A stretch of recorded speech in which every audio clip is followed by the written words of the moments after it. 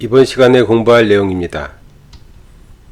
이번 시간은 그 사건과 사고를 당하는 그런 사주의 특징에 대해서 공부해 보겠습니다. 좋아요, 구독 꾹꾹 눌러주세요.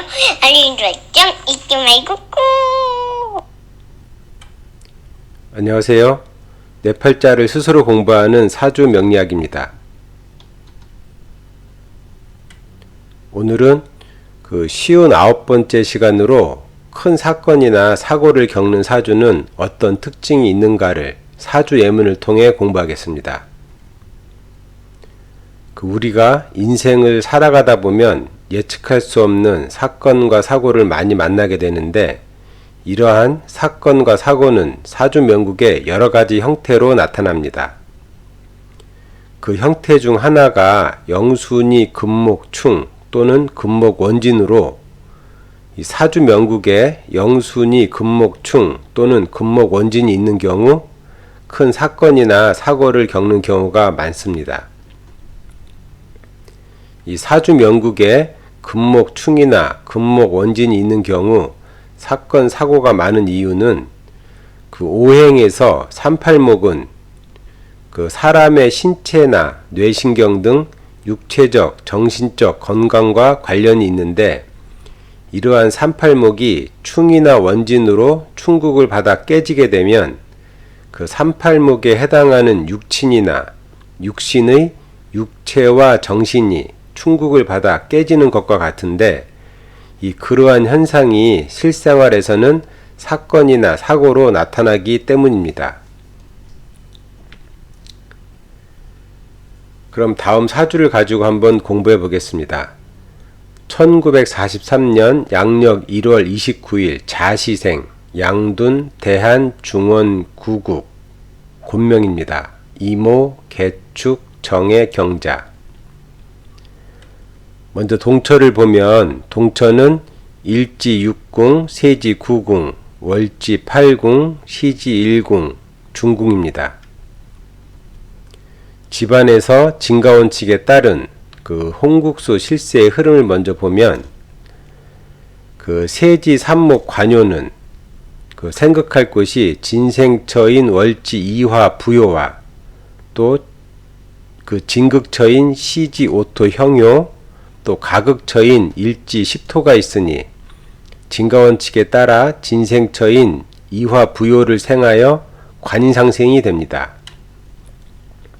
또 월지 이화 부요는 생각할 곳이 진생처인 시지 오토 형요와 또 가생처인 일지 십토 형요, 또 진극처인 중궁 사금 소녀가 있으니 진가원칙에 따라 진생처인 오토 형요를 생합니다.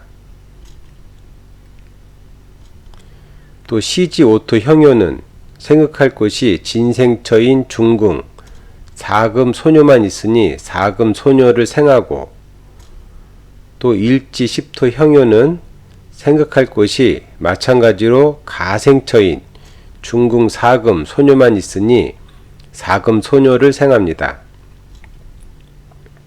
또 중궁 사금 소녀는 생각할 곳이 가극처인 세지 삼목 그 관요가 있으니 삼목 관요를 극하여 극관을 합니다. 또 천반에서 진가원칙에 따른 홍국수 실세의 흐름을 보면, 먼저 그 중궁의 삼목 관요는 생각할 곳이 진생처인 시지 이화 부요와 또 가생처인 일지 칠화 부요, 또 진극처인 월지 오토 형유가 있으니 진가원칙에 따라 이화 소녀를 생하여 관인상생이 됩니다. 또 일지 칠화 부요는 그 생각할 곳이 가생처인 월지 오토 형요와 또 가극처인 세지 사금 소녀가 있으니 진가원칙에 따라 오토 형요를 생하고, 또 시지 이화 부요는 생각할 곳이 진생처인 월지 오토 형요와 또 진극처인 세지 사금 소녀가 있으니 진가원칙에 따라 오토 형요를 생합니다.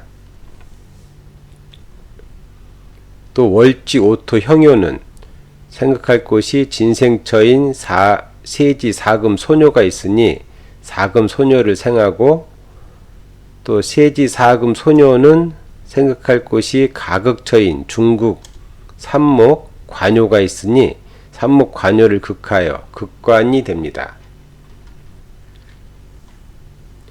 그럼 이 명국을 통해 사주 명국에 나타나는 사건과 사고에 대해 한번 알아보겠습니다.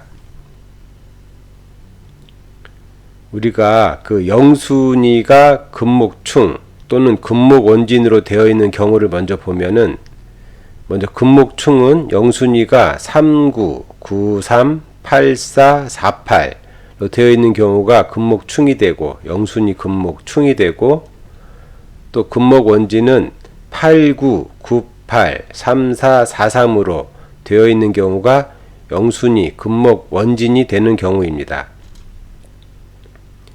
그래서 영순이가 금목충이 되는 경우는 오국중, 충국에서만 나타나고, 우리가 지난 시간에 오국에 대해서도 배웠는데, 오국은 화국, 전국, 충국, 원진국, 형파해국 이 5가지 국이 있었는데, 이렇게 영순이가 금목충이 되는 경우는 그 충국에서만 나타나고, 또 마찬가지로 영순이가 금목 원진이 되는 경우는 오국 중 원진국에서만 나타납니다.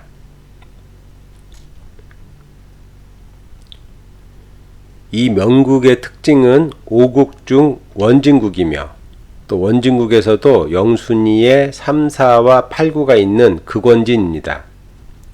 즉 중궁에 4, 3, 또 4궁에 8, 9, 또 9궁에 3, 4가 있으니 원진국 중 금목으로 이루어진 극원진국입니다. 금목으로 우리가 원진이 된 경우, 그 금목이 영순이로는 가극이지만, 이 극하는 힘은 영순이가 충국으로 되어 있는 자충과 같이 극하는 힘이 큽니다. 즉 영순이 금목원진은 38목이 사구금과 가극관계가 되어 38목이 입는 피해가 작다고 볼 수 있으나, 실제 금목충이나 금목원진이나 영순이로 충이 됐던 원진으로 되어 있던 38목이 사구금에게 받는 피해의 크기는 거의 같다고 볼 수 있습니다. 이때 이 38목이 입는 피해의 크기의 정도를 판단할 때는 그 38목이 약하고 그 사구금이 강할수록 그 피해의 정도는 크고, 마찬가지로 38목이 강하고 사구금이 약할수록 그 피해의 정도는 작다고 판단할 수 있습니다.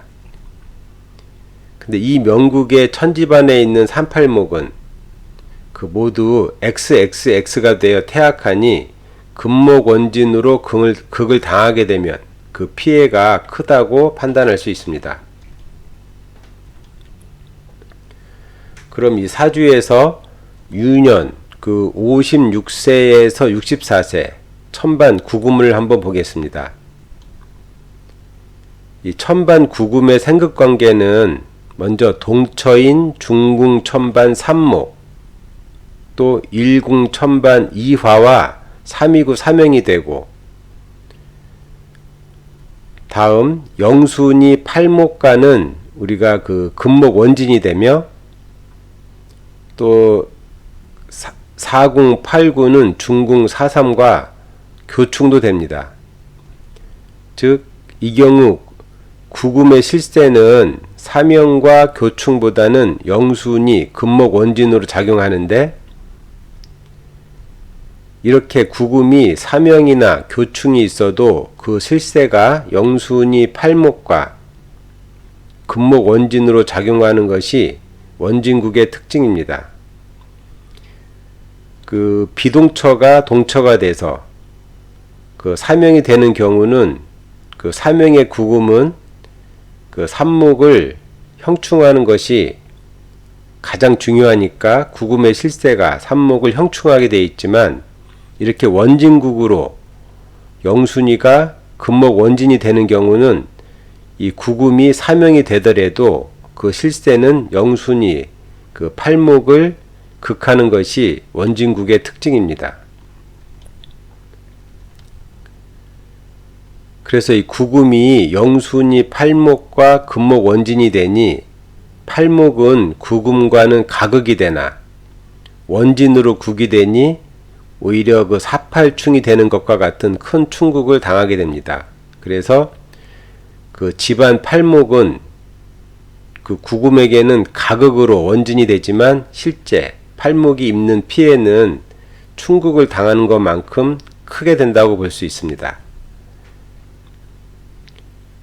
또 이 삼팔목이 원진이나 충국으로 깨지는 경우, 삼팔목이 천반에 있는 경우보다 집안에 있는 경우 그 흉함이 더 큰 경우가 많습니다.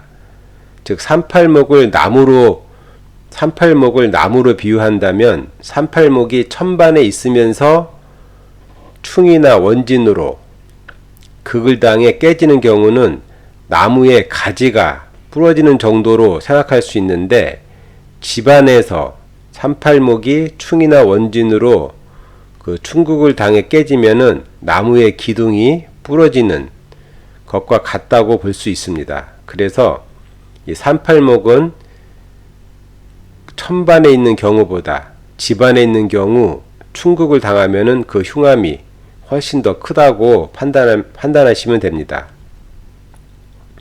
그래서 결과적으로 이 명국은 구구문에 사명과 교충 그리고 영순이 금목 원진으로 그 삼팔목이 깨지는데, 더욱이 삼팔목이 XXX로 태악한데 충국을 당하니 이 사주의 주인공인 자신은 교통사고로 신체 장애가 생기고, 또 팔목은 관이 되어 관에 해당하는 남편과도 사별을 당하는 큰 사고를 겪었습니다.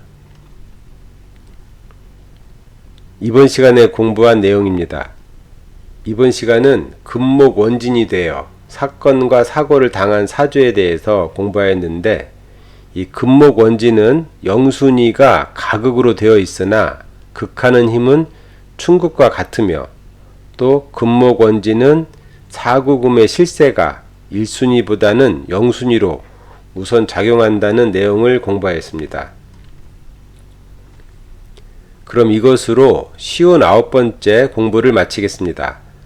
그 다음 시간에도 이번 시간에 이어서 사고, 사주, 예문으로 공부하겠습니다. 감사합니다.